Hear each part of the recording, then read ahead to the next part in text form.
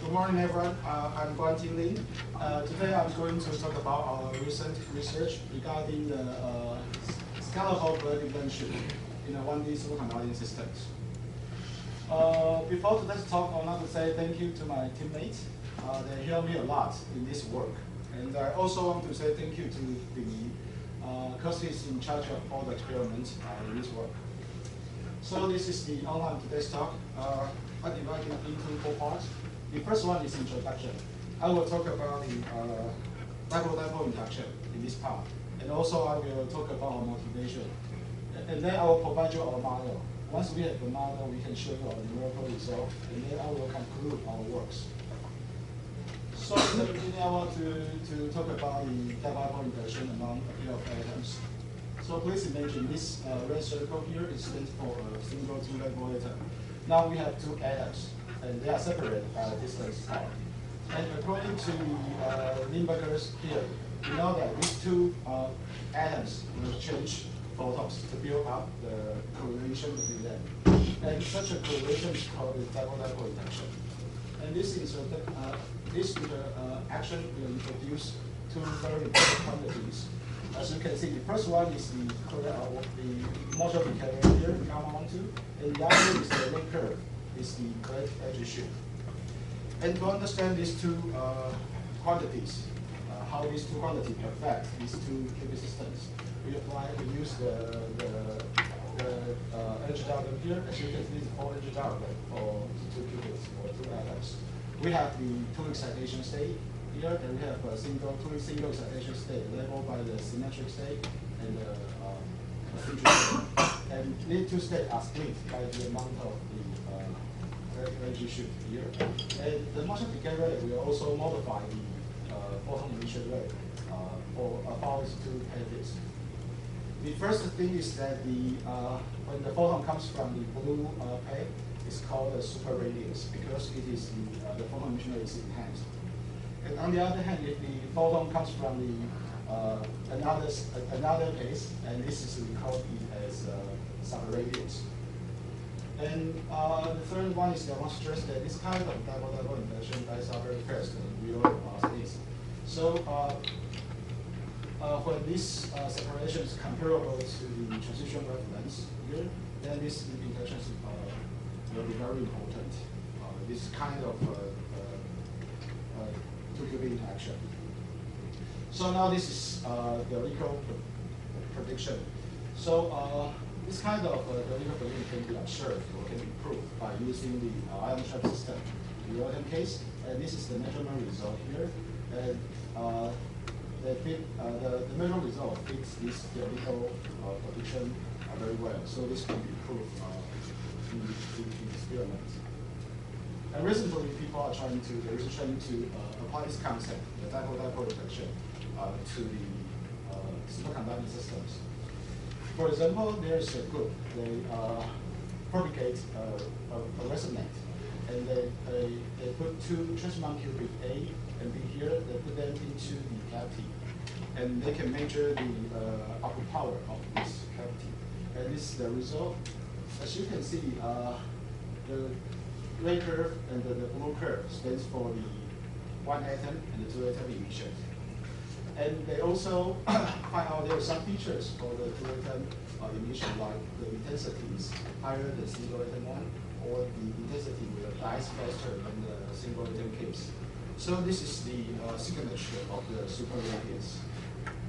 And also there's another group, they consider they apply this concept into a 1D waveguide system. So for example, there is a 1D waveguide here, and they consider there is a qubit array composed of n 2-level atoms. These atoms are coupled to this waveguide, and then you can study the single photon transport behavior through this array. So there's a group that proposed that they can implement the single photon frequency field in such a setup. So as you can see, the result that in some specific range of the incident frequency, they possess the total transmission without any reflection. So it can be treated as a single photon frequency filter. And On the other hand, there's a group that's trying to propose that they can use this kind of setup to generate the content in here. So now there's lots of people are trying to study dipole-dipole interaction in such a 1D system or synchronous systems. But for us, we are doing the theory, so we focus on more fundamental question like if this kind of dipole-dipole interaction can be really measured by using these 1D systems. And we found out there's a group, they use the open transmission line here, open 1D waveguide, so it's an open waveguide. And they put two transmon here, they couple to this waveguide, and they can measure the reflection signal here and the transmission signal here. And the first case they study is that when these two qubits are separated by a distance of the transition length, that means that these two qubits now are located at the resonance mode of located at the node of the resonance mode, as this red curve shows. And the result they get is that from the reflection spectrum here, the line width now is enhanced by a factor of 2. This is the phenomena of the quantum emission or the super radiance. And the second case they study is that now they put this qubit now instead of in the anti-node, now it's in the node of resonance mode. So the other remains as the anti-node. And they observe there's two peaks in the reflection spectrum. And that is the signature of the collective length shift. Okay? And unfortunately, it is very hard to observe in this kind of setup. And we're trying to understand why this is very hard to observe.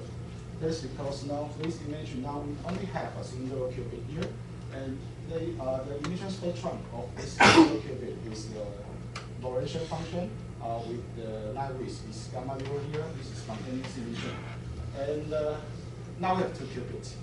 Now, once if these length shifts are now comparable or even less than this line width, this means that these two relationships are very close to each other. The interference effect will give you these two peak structure, and that's why it's very hard to observe, or it's not being resolved in this field. So once we understand this, that we can ask naively we can ask a question like, if this line width can be modified.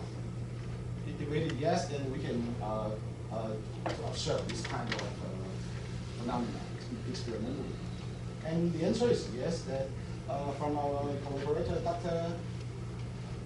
Professor Hoey published in 2015 that they put one qubit coupled to the transmission line here, the 1D transmission line, with this end, instead of open circuit, now it's being the short circuit. Okay? Now it is being the short circuit. To start to understand the effect of this short circuit, I will show you this cartoon for more specific. Why it is very important. Now they have a transmission line here, and this one and being the short circuit, they can be treated as a mirror. We can think that now if we have a wave coming from left, or getting wave, now it will hit this boundary or reflect back, and the interference with the instant one. Then we will form the standing wave structure of the profile of this getting wave. So as you can see, the SDD, this blue line and the red line stands for now the wave inside this transmission line becomes the standing wave. And now they can measure the reflex signal from this side, and this is the result they obtain in terms of the reflection spectrum. As you can see, they can extract the spontaneous emission rate for these qubits by the width of this spectrum. Okay. Now, by adjusting this qubit's effective position, you can use the external flux, magnetic flux, to change the effective position of this qubit. They can predict the vacuum fluctuation. So in other words, that means that by tuning this position, they can change the line width for the spontaneous emission rate of this qubit. So this setup, we insert a mirror, they can change the line width of the single qubit emission. So once we know that, we trying to answer a question like, what happened if now we put another qubit in the, for example, in the node of the resonance node? Okay. To answer this, now let's review the case there. Now we have a mirror. Now it is the anti-node mirror, means that the mirror here is an anti-node. Okay. So now we put this single qubit as the node. Then we can consider we can give an input signal from the right hand side. We can measure the output signal on the same side. Okay. And intuitively, we know this kind of result will give us a single deep structure. That's only correspond to this atom contribution, because there's only one qubit can emit photons in this situation. But now what happens if we consider the two qubits? So this is the situation we consider. Now we fix this qubit one is always at the anti-node, and the other is at the node. So what will happen? So intuitively, we will think that because this qubit is decoupled from the field, so we may guess, or we may expect that this spectrum, the reference spectrum, or this output signal, are very similar to this one qubit case. Okay, but this is not the whole story, because due to the because the measurement result and the calculation result always shows that there is two big structures. Okay, and we are trying to understand why there's two dips. So we first think that we know that because we cannot emit photon. Okay, and so they suggest that these two qubits must have some correlation to each other. So this kind of correlation must comes from the exchange of virtual photons. And we also try to understand the mechanism underlies these two structures. So to answer these questions, that we need to model it or more carefully study this kind of setup. Okay. So before I'm going to talk about model, that I talked about transmons many times in the videos. So now I will talk about the transmon. Why transmon can be treated as two-level attack. So please, there is a traditional LC circuit, and if we follow the standard quantization process, and we know that it can be treated as a harmonious oscillator, and with the equal spacing energy level. And now the transmon the circuit model of transmon is like this. With this box, stands for the inductor now becomes a nonlinear. So this kind of nonlinear will introduce the unharmonicity alpha here. So now, in other words, the spacing now is become non-equal. And the alpha here, typical value of the non-harmonicity in real experiments will always very large than the line width of the single qubit. So in this sense, that we can treat these two levels. We can handle all the higher levels. Only we keep the lowercase the two levels, treat it as the two-level items. So now once with that we propose our model to study this kind of phenomena that composed of the qubit array coupled to a transmission line. As this video shows, now we consider there is a transmission line with one NBIN circuit, and we have n qubits coupled to this transmission line. And we also allow this input signal that comes from the left and measure the output signal at the same side. So this is the effective model of this consideration that we have the mirror here, and we have n qubits qubit arrays in front of this mirror. And the black solid line stands for the resonance mode for these qubits. And this shadow curve stands for the non-resonance mode. So this is, we introduce this kind of concept into our model to try to explain why there's two splitting dips. And I want to stress that this kind of model can be realized experimentally. As you can see, this is the experimental paper that there's a transmission line here, and we have a mirror, and they have a two qubit here. And because I'm doing the theory, so I'm not very familiar with the detail of the experiment. So if you have any interest in this kind of detail, you can see this paper for more detailed discussion. Okay. So now we have our model. We can consider the situation like that. We have a qubit always located at the anti-node, and we can tune the position of this qubit 2. And first we calculate the fundamental quantities like the collective decay rate and the collective energy shift here. And the first thing we notice that is because there's periodic function in the transmission line, so we have the periodic varying quantities like this, the energy decay rate and the shift. And the second thing we found out is interesting is that if we put this qubit 2 at the node of the resonance mode, then it poses the zero spontaneous emission rate here, and also it poses the zero modular decay rate. That means that this two qubit cannot exchange real photons. But in the same time, we notice that the collective shift in this case that it poses the largest value. So it is a kind of signature of the virtual photon process must have been included in these correlations. So now we focus on this configuration to calculate the wave spectrum. We will then get the two deep structure here, and to understand where these two deep come from, we use the edge diagram here to understand where it's come from. And in our analysis, we apply the weak approximation. That means that we can neglect the second side step here. And now we have only three levels remains, or three levels involved in this process. So naively, we can think that these two deep come from a state or a state. To see this, we calculate the population of this S state and the A state here. So as you can see, there is a one-to-one correspondence to the dip. So we can say that these two dip come from the S and A states. And also, these two states are split by the amount of the collective energy shift or the collective length shift. So now we can say that this the splitting of these two dips is the direct measure of the collective length shift. And we also want to stress that because we insert a mirror, we consider this kind of setup, the line width will be narrowing by a factor of 2. So in this section, in this insertion of the mirror, we can narrow, we can get the line width narrowing, okay? And this will help us to observe the collective length shift, okay? And then we compare our result to the experiment. And this is the theoretical result, this is the mathematical result.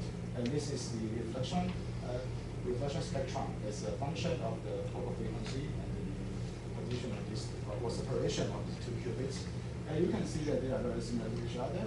Now, if we consider the case, just like this atom is going to be atom node, and the other atom is in the node, then we can see that these two dip can be truly observed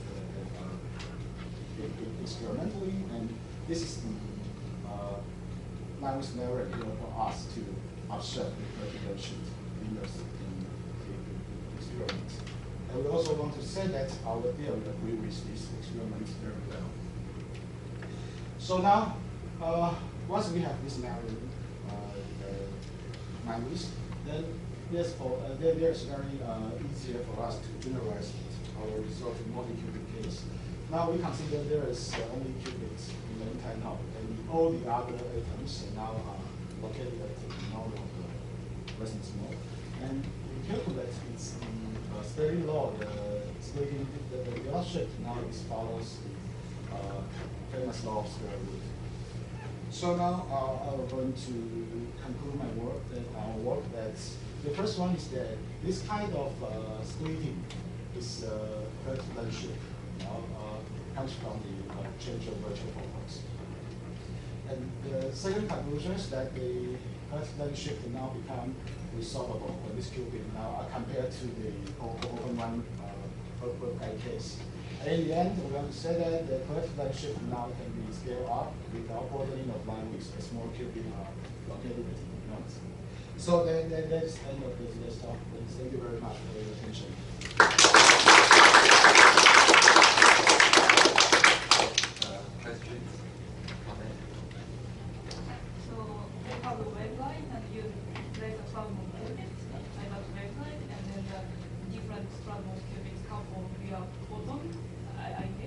Yes.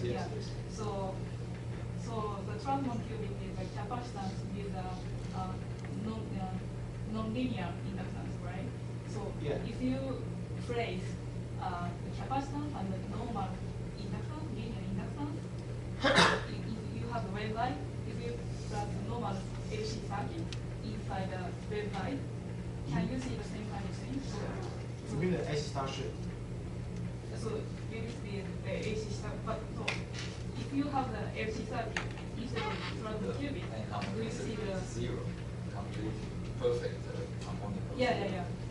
Yeah. Do you see the same thing? Do you No, also but the extrusion one is nonlinear. It has Yes. linear component, so we cannot set up this. But theoretically, Yeah. how it's going. I guess that you will get the Well, I'm same- not sure because now you have the equal spacing case. Yes. Now there's a multi-photon process introduced in this case. So I'm not sure that I can now show this. But even if so, the difference is a photon, you excite all the states. That is the only difference. Yeah. I think you will see that's kind of splitting if you excite all the states at the same time. It's classical, it's not quantum, but I guess you will get the same kind of result. Yeah, maybe, but we Okay. haven't tried this yet. Okay. Any other? Who first? So you have this diagram showing the theory versus experiment. Yes. Just a few slides, look at that one. Do you know what caused these dots, the red dots? That looks different from the theory. Like what's the deviation from the theory that you obtained there? You mean this part, the deviate, or The middle, so The red two- dots. Yeah, the red dots in the left of the two blue figures. So you Yeah. have the theory versus the experiment, the oh, two this diagrams. is the This stuff. Yeah. Okay. resolution, comes from the resolution, I guess. Yeah. This is in experiment they can now swap all the frequency, but in theory we can swap all the frequency. Yeah. This is comes from The the resolution for this measurement is not pretty high, so that you see it discretize the data points. I have two very basic question like how big this, so where from is non-linearity comes, what determines this enharmony?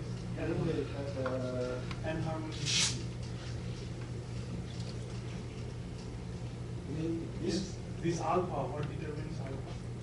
then alpha. Oh, this is comes from this nonlinearity of the inductor. Okay, the inductor.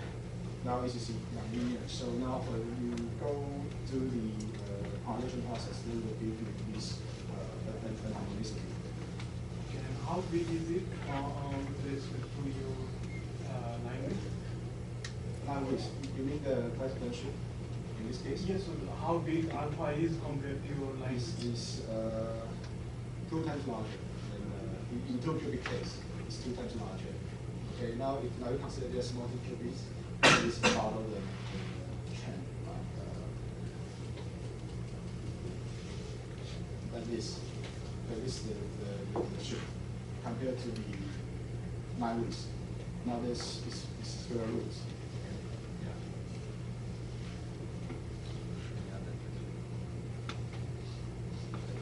So I want to know what the influence of the dipole angle. Dipole interaction, whether it's the dipole related angle between the two dipole. Angle. Yeah. Well, now the dipole angle is, I think that in this case, that is orthogonal to this propagation. They are orthogonal to the propagation rate. So they are parallel. Yes, they are parallel to each other. Okay, I think time is up, so I will thank the speaker again. Yeah.